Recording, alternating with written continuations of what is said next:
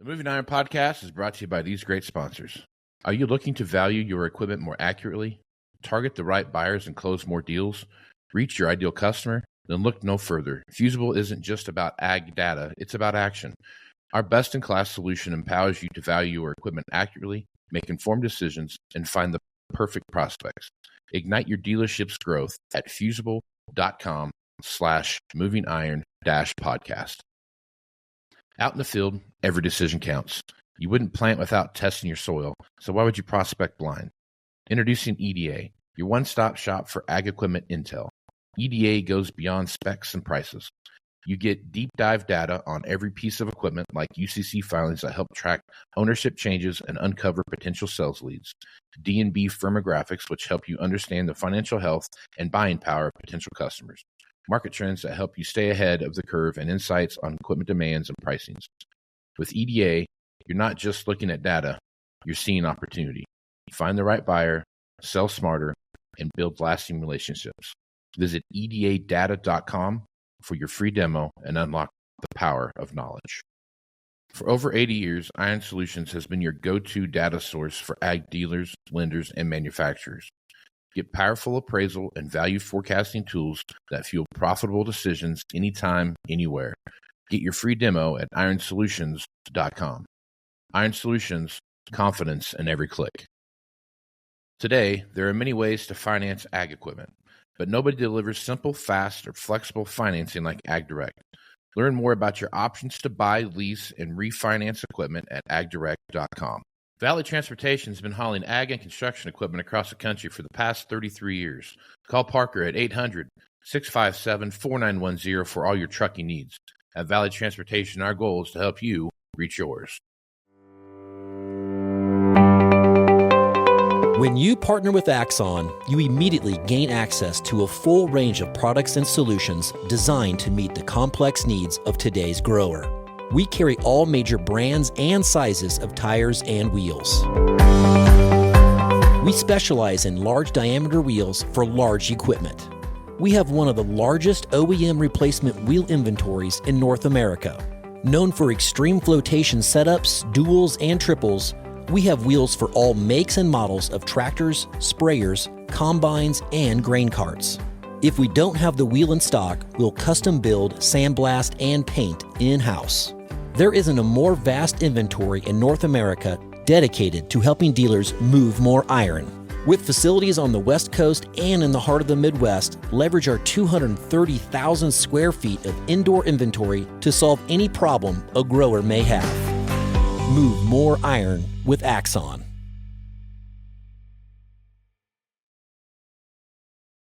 Moving iron in the 21st century. Hard-working people working hard for you and me. Moving iron time and time again. Through the years you'll find us here. Moving iron. Hello and welcome to Moving Iron Podcast. I got John Womack back from Iron Solutions to talk about what's going on in the world of equipment values. John, how you doing, bud? Doing well. How about yourself, Casey? Doing good, man. Doing good. And then I got Steve Spahn here. He is the used equipment manager over at Heritage Tractor. How you doing, man? I'm doing really good, Casey. You? If I was any better, I couldn't stand it, Steve. That's how good I am. That's great. So thought we'd get the crew rounded back up here and kind of start looking at some things. You know, we're getting ready to come into this post-planting, pre-harvest, depending on where you're at, mix. Some people are in the middle of harvest further south you go, but there's always this little bit of a lull here once things get planted, and then you got this run up to wheat harvest coming through, and then you've got obviously, you know, planting some soybeans double crop, and then you're rolling into corn and soybean harvest. But this is probably a non-unique time. I mean, this happens all the time, but the situation surrounding may be a little bit different than normal. But before we get into all that, Steve, why don't you explain to people what you do at Heritage Tractor and what your role is there? Yeah, absolutely. And thank you, Casey. So as you said, I'm the used equipment manager. So I oversee that side of our business. obviously we're in challenging times, so it makes it, entertaining to say the least, but very optimistic about what we're doing and the approach we're taking. We're 21 locations, so we have a fair amount of equipment to deal with, and we're a very broad organization. We do a lot of turf all the way up to large ag and X9 combines. So, yeah, oversee all that. We have a sales force of 80-some people, so there's plenty to keep me busy. Yeah, it sounds like it. And geographically, you're what, eastern Kansas and western Missouri? Is that right? Yep, one location in Arkansas. One location in Arkansas. We won't count that one, so that'll be fun. That'll be fun. All right, so let's talk a little bit about, Steve, from your perspective, what you see happening out there right now. You got, you hear the stories now. I'm writing an article for Successful Farming, looking at a big iron sale that happened over. I like your feedback on this. That happened, I think, the 17th, maybe 17th of June. Had 22 combines on or something like that. But the mix of combines is what I was interested in. There was as many. Let's see, I've got it right here. We had as many 22 combines. There were 1, 2, 3, 4, 5, 6, 7, 8, 9 John Deere. Then there were Case IH. There's 1, 2, 3, 4, 5, 6, 7, 8, 9 Case IH combines, 2 Fence, and a Kloss, if I remember right. Yeah, 2 Fence and a Kloss. So what I was interested in was the mix, because typically when you have something like this, you don't see all brands kind of represented at that time, right? You don't typically get that big of a mix. So I was going through and I was kind of looking at it. And, as you're looking at some of the stuff, there's some 2023 780s that sold that had anywhere between 330 and just about 100 separator hours on them, ranging from 385 to 336 roughly. And then you've seen a few other ones, some of your normal suspects there, usual suspects. You got some 2018, 2019, 2017 stuff in there. And all that stuff was in, basically 140 to 160. There was one outlier in there for 215. I'm not for sure why it was 215, but it's a case combine that brought significantly more than everything else like it. So it's very, very odd to see that. So I guess, Steve, as you're looking at the market right now, what I found interesting about this was it didn't really matter if it was a deer or a Kloss. If you look at how those are spec'd compared to what sold, the Class 8 combine was bringing Class 8 combine money, whether it was whatever brand it was. So I guess what I'm asking you is, do you feel like the combine market is there's a saturation point there now to where there's so many of a certain brand or something like that when someone is it feels like when somebody's going outside of their color, they're willing to pay it feels like what they would normally pay for some. So for example, if I'm normally a deer guy and I want a case piece, it feels like the case stuff is bringing similar numbers to what you'd see on the deer side, vice versa on the gleaner side or whatever else, I guess. What's your thoughts on that, and how do you see that playing out in the marketplace? Yeah, I don't know if I would necessarily say saturation. There is plenty of inventory out there, absolutely.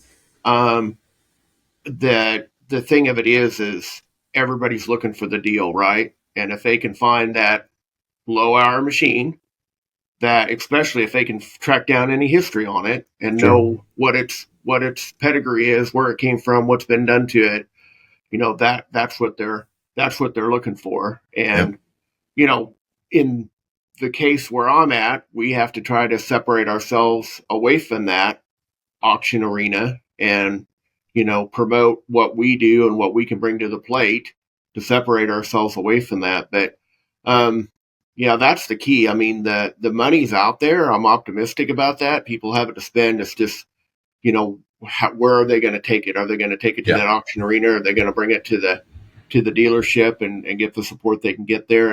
And that's the key. And everybody has the availability to look at this, right? I mean, it's a worldwide thing.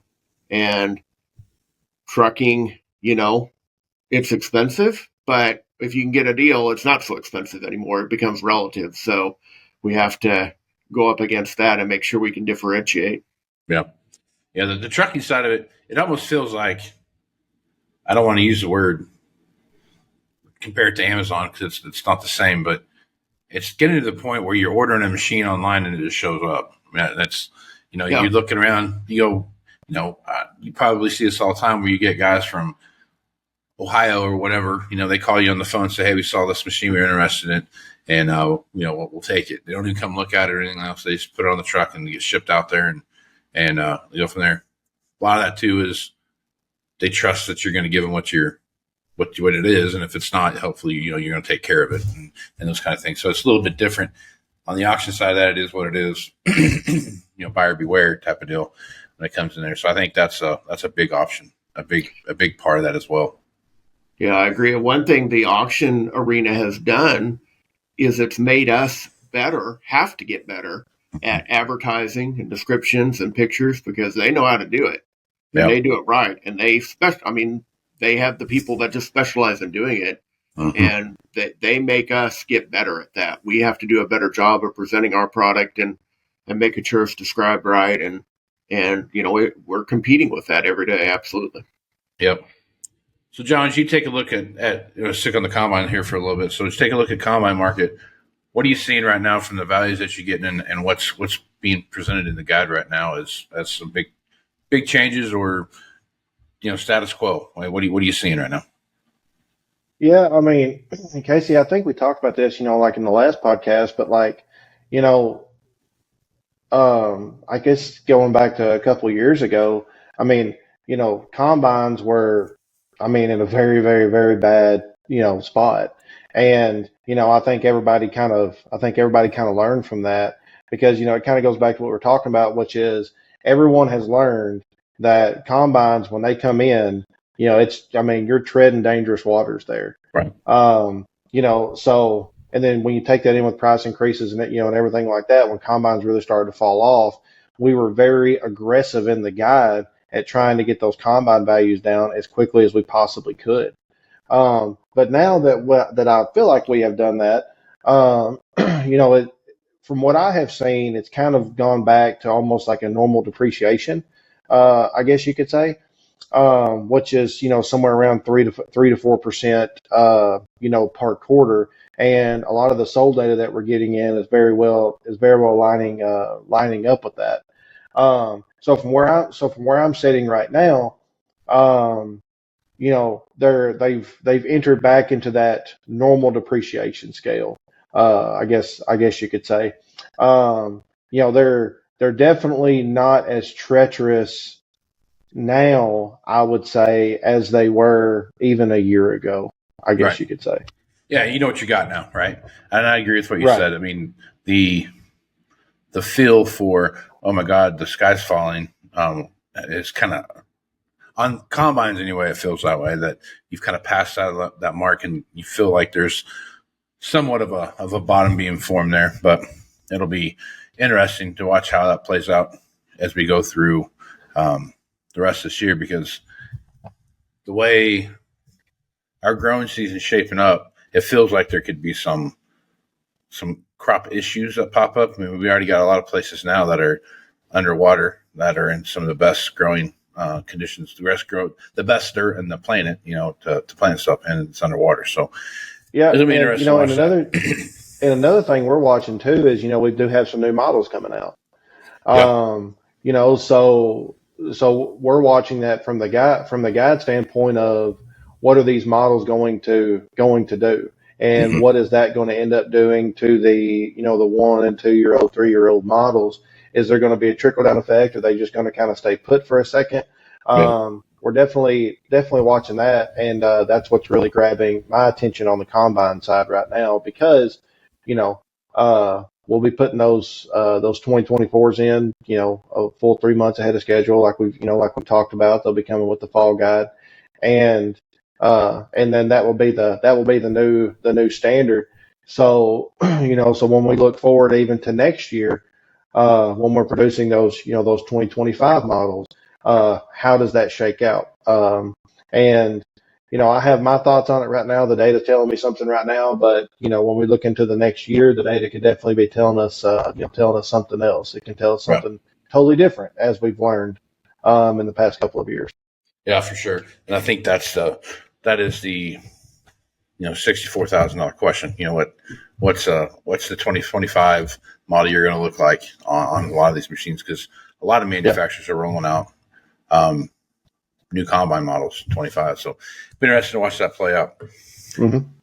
So Steve, let's talk a little bit about this. So from your perspective, you're John Deere guy. So as far as the valuation process goes and those kind of things, I would assume that most of the stuff that you have goes through Machine Finder Pro, right? Yeah, that's correct, Casey. Yep. So Machine Finder Pro, that's our tool. We live, breathe, and eat in there. And of course, we're fortunate as Deere that we have Iron Solutions backing that up. So it goes hand in hand with us. And so that's our base point, or our starting point, is working through the MF Pro and getting that assessment in there, and making sure everything lines up. And that's always a chore to get everybody to understand how we need to do that and get the right boxes checked. And it's amazing how one box can cost you $70,000, right? So yeah, that is amazing. Yep. So looking at that from the perspective of where that, talk to me a little bit about your journey with irons, because I mean, I've been pretty. I wrote an article about it. It's about my journey with Iron Solutions. So, tell me your journey with Iron Solutions, because I love. I think what John and his team's done, they've done a really good job of kind of turning a corner. So, I guess talk to me a little bit about your journey with Iron Solutions, what that looks like. Yeah, absolutely. So, I've only known John less than a year, I think, and well, you're the lucky one then. You know what I mean? right. I've been with Heritage Tractor for 6.5 years, and it feels like the majority of that time, we were like, oh, Iron Solutions, we have to use it, but we don't necessarily trust it, and we're going to take that number and then we're going to fix it, I guess, for lack of a better way of putting it. But then I got to know John last year. And, the one thing that John has brought to the table is just open communication. You call him, he's going to call you back. If he doesn't get the phone, or he's going to answer it right off the bat, and he's going to listen to you and work with you. And then it's been amazing the way they've adapted to make changes to get up to speed where they need to be. And so now, in my opinion, and again, we're fortunate with it being an MF Pro, but now that is my baseline. I that's my starting point. And then we all have lots of other resources. I'm sure no matter what color you are, we're using a lot of the same resources, but I'm using my other resources to verify or maybe adjust, but they're not my baseline. There was a time that, I might have been using MF Pro like a calculator instead of actually using the values for what they were intended to be for. So, and that's just been great. I mean, I don't know how many conversations. There might be times that John and I've talked 3 or 4 times a week on something, and some of the things, we'll talk through it, and he just gets it changed immediately, or maybe he needs to go validate what I'm seeing or what I'm thinking, and I'm not trying to say I'm always right. Sometimes he has to come back and tell me, this is why we went this direction, and bring me up to speed. And then sometimes adjustments are, this is a big thing, right? So sometimes adjustments are a little bit bigger deal, and it takes a little bit more time. But just being able to talk to somebody, get some feedback, and that's just been an amazing change in an amazingly short period of time. Really, that's the amazing part of it. Yeah, and I would agree with you. Back in the day, I was using Iron Solutions for 2 numbers. One, it was the trade value premium, so I could lease something, and then the other number was the floor plan number. Those are 2 numbers I looked at, and the only reason those numbers were of any value to me at all was because I had to use them. And that was it. Now, John, I don't know what you guys have done, but I can tell you, when I look at row crop tractors and I go through the evaluation process, especially row crop tractors, which I think is probably one of the most volatile pieces of equipment out there right now, your numbers are pretty tight. And, hats off to you guys. But talk a little bit about your process, what you're doing there, and how you started working with Steve.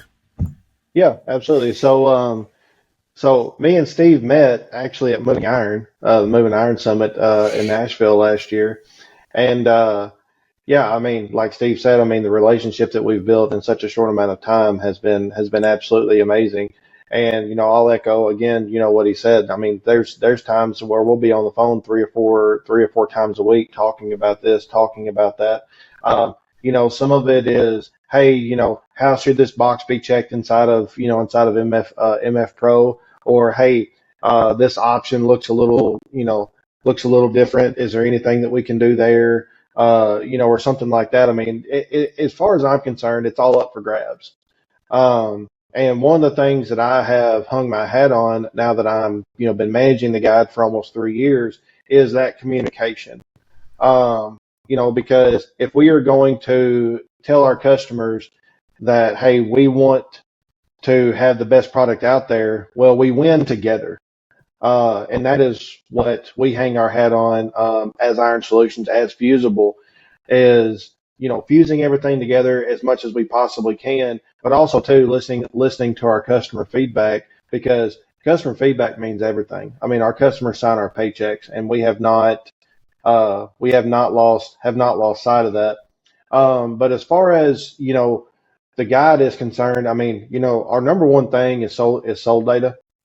In the normalization process of that sold data, we were just talking about how, clicking one thing or not clicking a thing can mean $70,000, $80,000, $90,000. And we know that, and we definitely understand that. So that leads into our normalization process of our sold data, which is going in, looking at all those options, making sure the options are there, making sure that the usage is there, because, whether it's a low-hour combine or a high-houred row crop tractor, I mean, that all turns into dollars and cents, and sometimes the dollars and cents can be absolutely huge. Right. So making sure that all of that data is there, and if that data is not there, we do not use that data. Another thing that we pride ourselves on, other than our helping our customers and taking our customers' feedback, is the data that we use and the data that we produce inside of our products. If it's not good data, we simply just will not use it. And also too, if it's not good data, we do not give it to our customers, because if I can't make a decision based off that data, then I'm definitely not going to give it to a used equipment manager like Steve to try to base some of his decisions on that. It just doesn't make sense. And sometimes the simplest way is the best way to go, I guess you could say. But sold data, we do look at a lot of auction data, as well. What I'm mainly concerned about with auction is, yes, I do look at the hammer price, but I do also look at what types of machines are going, what is the ages of those machines, and what is the usage on those machines. Because if you have a lot of late model, I guess you could say, combines, excuse me, if you have a lot of late model combines or a lot of late model row crop tractors, doesn't necessarily matter what color they are. If those are going to the auction block, well, that tells you something. If you have a lot of really high spec machines going to the auction block, that also tells you something. If you have a lot of machines that are going to the auction block in a certain area, or a certain dealer is sending more to the auction than the other dealer, well, that also tells you something. So there's a lot of leading indicators that we can get out of auction data. And yes, the guide is a retail guide, but we do use auction data to help us build some of the numbers that are inside of our guide. It's all relative information. And then outside of that and all the other economic indicators, whether that be inventory or that be commodities or that be interest rates or anything like that, if I have any further questions, I just pick up the phone and start calling dealers. Steve, definitely one of my go-tos.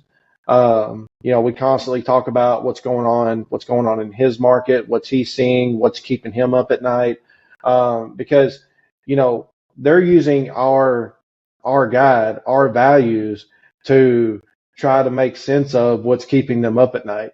So why would I not want to know what's going on?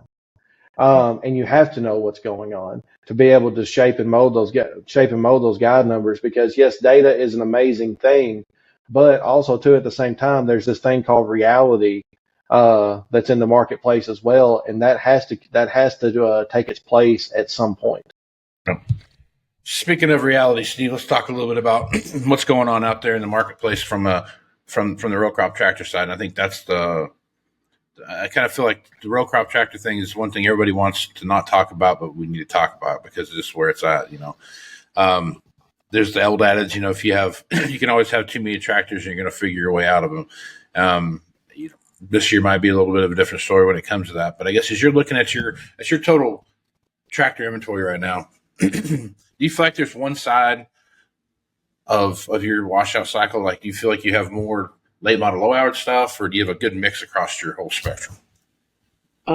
We definitely have more lower houred late model tractors.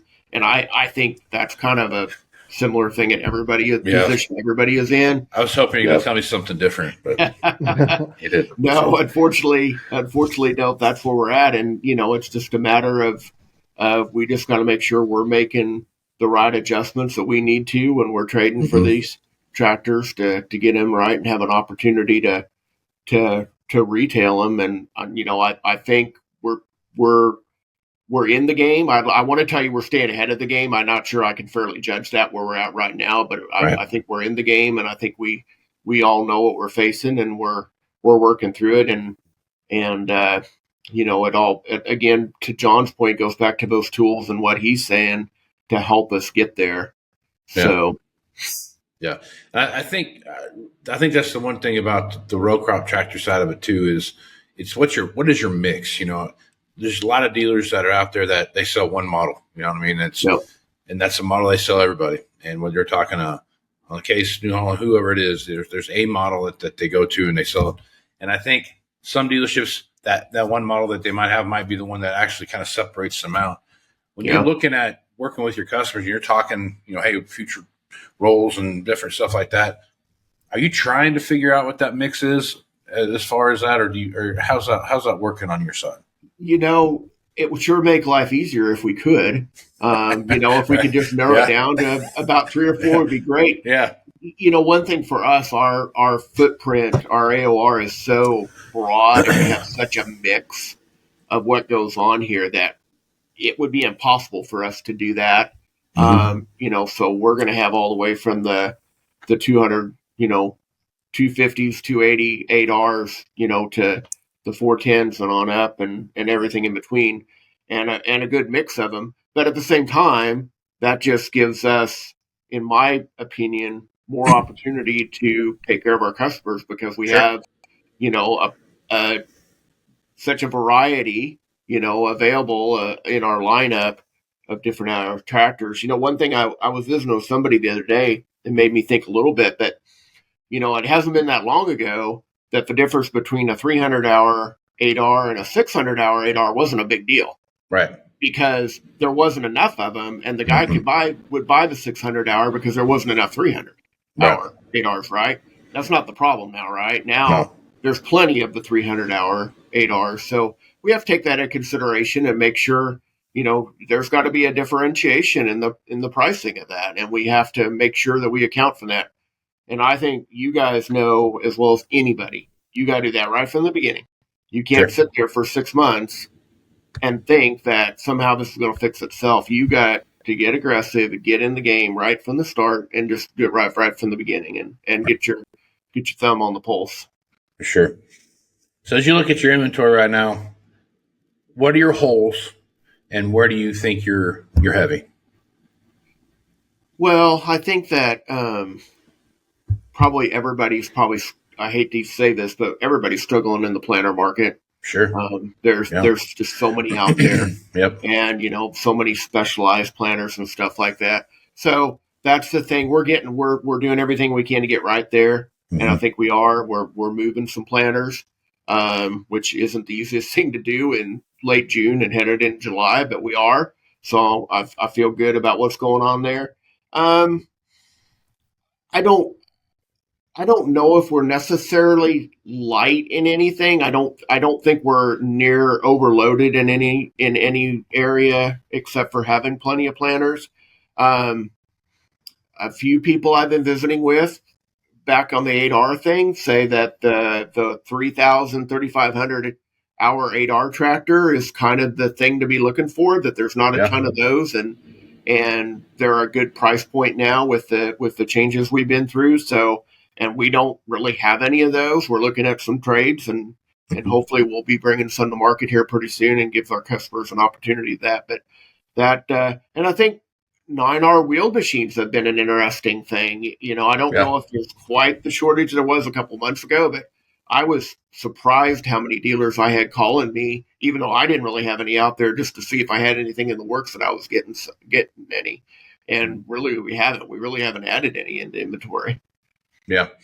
So, John, as you look at that, it does feel like we're back in that market again, where if it's what used to be $50,000 is now $250,000. But I mean, that $250,000 and less machine, what is your data showing you on that? Are you seeing more interest in something like that than in the past? Yeah, I mean, one thing I can say is like when you're getting at 250 grand, especially if you're talking like a 9R or something like that, you're talking about an older model. Yeah. And one thing I can say is like your older model, pre-def, something that's kind of hanging around in that year. Those are holding up pretty good. Yeah. As far as the guide is concerned, I mean, for the past, year and a half, 2 years, we've continued to increase those just a little bit. We haven't gotten, anything crazy with them or anything like that, because I do believe when you go to something like that, it is all based on the condition. It's all based on the usage, and usage and condition go hand in hand, a lot of the times.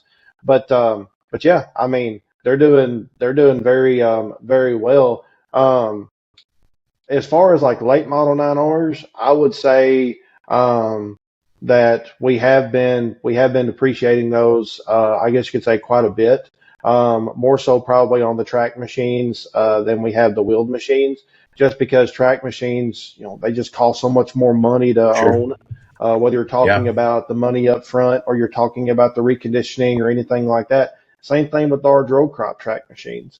If we're going to depreciate large row crops, track machines are going to get a little bit more of a depreciation on the scale than a wheeled machine is going to, for obvious reasons. But yeah, I mean, I think that as far as like the full wheel drives are concerned, they're doing well in some pockets, but in other pockets they're not doing so well. It's just going to depend on very much where you are. I guess you could say, and then also too, it depends on how they're spec'd out. I mean, if you've got a full wheel drive machine that's got a PTO with a 3-point and it's got a big pump on it, well, you can probably get rid of that thing almost anywhere. Yeah. But if it doesn't, it's kind of like if it doesn't have one of those, then it really starts to go downhill from there. Yeah, for sure. For sure, man. I tell you, the spec side of the equipment business has gotten to be. I mean, specs used to, specs are always kind of specs, but now you're looking at some of the stuff where they're not just luxuries anymore. You start talking about big pumps and PTOs and those kind of things. Those are almost a staple anymore. It feels like on these machines. So, yeah, and I mean, when you get into sprayers, I mean, it's even worse. I mean, in the last guide, I mean, since, on the John Deere side, we've come out, with See and Spray, in the last guide, we actually made an update to that one option. It used to be just See and Spray. Now it says See and Spray Ultimate with Exact Apply. Yeah. Just because, if you're thinking just See and Spray and you're selecting Exact Apply and See and Spray, well, you just overvalued that sprayer by $40,000, just by clicking that one option. And, we made that adjustment because of feedback. Steve, I believe me and you talked a lot about that. Yep. And I talked to a lot of other dealers, about that as well. But I mean, like I said, I'll just go back to that one option is whether you're in the ballpark or you're not even close to the ballpark on the GPS. It's absolutely insane what it's turned into. But specs now, and I believe this is going to continue in the future, specs now mean more than they ever have when you're talking about the overall price of some equipment, and it does not matter what it is. name the type, the specs matter more now than they ever have. Yep, for sure. And one thing, John and I, we've talked about this a little bit, but then throw in pucks, the product upgrade kits. Lord. What are we going to do there? They bring value, right? And we have to figure out what that is. And it's going to be a one-off situation. I'm sure. I don't know how else we could do it. So that's going to play in, even raise the bar on specs. Yeah. Those pucks are. It's going to be a different approach to how those play in, because it's one of those deals where you don't get to, you're not selling something new, but you're not selling something used either, right? Yep. So you got something there in the middle. Right. What is that? So that's a whole nother podcast. Yeah. So Right. Oh yeah, that's a completely different bear right there.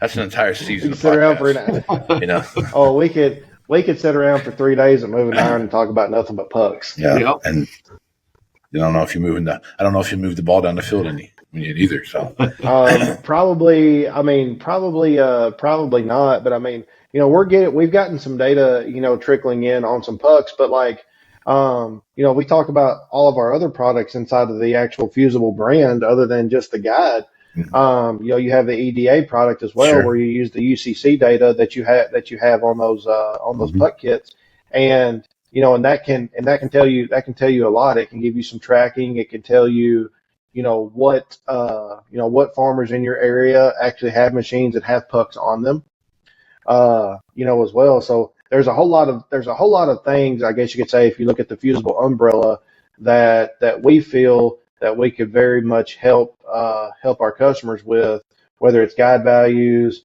or, there's a whole lot of other things other than pucks that you can use EDA data for. Sure. Yep. So I think that's going to be that's the next big thing, because they're not going to stop. The puck thing is just getting started. You know what I mean? And we're gonna start seeing a lot of stuff come down the line there. So good times. Exciting time to be in the business, right, fellas? That's right. All right. Great time. All right. Great time. So, Loving every day. all right. Good place to stop. Steve, folks want to reach out to you, get more information about Heritage Tractor and what you guys are doing over there. What's the best way to do that? Yeah. heritagetractor.com. Reach out to me. Spawn at heritagetractor.com and send me a note, and be quick to get back to you and visit about whatever you want. Right. Spawn is SPOHN. So remember that. Okay. All right, John. Folks want to reach out to you over at Iron Solutions. What's the best way to do that? We can start with an email, JONWOMMACK at randallriley.com. My email is about to change to fusable.com. So, but I'll still have everything linked up there. The majority of the time, Steve can attest to this. It will probably end up in a phone call. Feels like that's where we get all of our work done now. So yeah, call me anytime, and whether you're a customer or not, and I'll talk to you as long as you want to. Guys, appreciate you being on the podcast. We'll catch you again next time. Thank you, Casey. Appreciate it. Right on. Steve, now there's one more thing here real quick. Yeah. Cut this in. So, Steve, you've been to Moving Iron Summit. Talk a little bit about that and what you like about it. Oh, yeah. Been there, I think, 3 or 4 times, actually now. And it's great. Casey, you put a great program together, get good, relevant people to come in and visit with us. And, of course, it's a great opportunity for us to connect with our peers out there, and no matter what color it is. And, man, I've met some, including John, some great people, and made some great connections, and good time in Nashville, and it's just the whole package. So, yeah, I'd absolutely, if you haven't been, check it out. It's just a great time to get together and learn some really good stuff and meet some great people. And if you have been there, you know what I'm talking about. Don't miss it. Steve, appreciate that, man. We'll see you again this fall. Yes, sir. Right on. All right, I'm Casey Seymour with Moving Iron Podcast. Check me out on Facebook, Twitter, and Instagram at Moving Iron LLC. Go to LinkedIn at Moving Iron Podcast. Check out the video version over this. If you want to see what John looks like, go over to the Moving Iron Podcast YouTube channel. Check that out, and you'll get to see what that looks like. Go to movingironllc.com for everything Moving Iron related. And you see all the information for the Moving Iron Summit while you're over there. So with that, I'm Casey Seymour, Steve Spahn, and John Womack. Let's go move some iron, folks. Out. Iron Podcast is brought to you by these great sponsors. Are you looking to value your equipment more accurately, target the right buyers and close more deals, reach your ideal customer? Then look no further. Fusable isn't just about ag data, it's about action. Our best-in-class solution empowers you to value your equipment accurately, make informed decisions, and find the perfect prospects. Ignite your dealership's growth at fusable.com/movingiron-podcast. Out in the field, every decision counts. You wouldn't plant without testing your soil, so why would you prospect blind? Introducing EDA, your one-stop shop for ag equipment intel. EDA goes beyond specs and prices. You get deep dive data on every piece of equipment like UCC filings that help track ownership changes and uncover potential sales leads. D&B firmographics, which help you understand the financial health and buying power of potential customers. Market trends that help you stay ahead of the curve, and insights on equipment demands and pricings. With EDA, you're not just looking at data, you're seeing opportunity. Find the right buyer, sell smarter, and build lasting relationships. Visit edadata.com for your free demo and unlock the power of knowledge. For over 80 years, Iron Solutions has been your go-to data source for ag dealers, lenders, and manufacturers. Get powerful appraisal and value forecasting tools that fuel profitable decisions anytime, anywhere. Get your free demo at ironsolutions.com. Iron Solutions, confidence in every click. Today, there are many ways to finance ag equipment, but nobody delivers simple, fast, or flexible financing like AgDirect. Learn more about your options to buy, lease, and refinance equipment at agdirect.com. Valley Transportation has been hauling ag and construction equipment across the country for the past 33 years. Call Parker at 800-657-4910 for all your trucking needs. At Valley Transportation, our goal is to help you reach yours. This podcast is proudly provided by Axon, helping dealers move more iron for the past 100 years.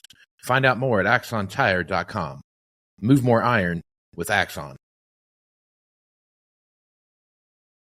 Moving iron in the 21st century.